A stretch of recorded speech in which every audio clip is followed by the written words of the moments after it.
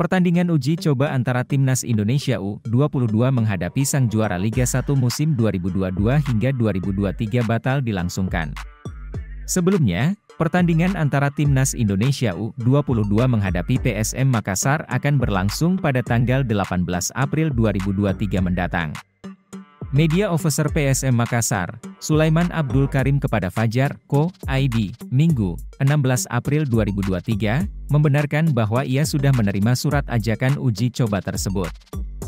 Namun, karena alasan jadwal yang padat dan minimnya kesiapan membuat manajemen PSM Makassar membatalkan ajakan uji coba tersebut.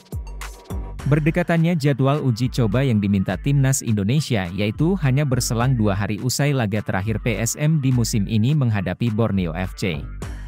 Selain itu, PSM Makassar juga dijadwalkan akan kembali menggelar konvoi juara di kota Makassar pada 17 April. Dengan alasan tersebut, membuat manajemen membatalkan permintaan dari skuad asuhan Indra Syafri itu.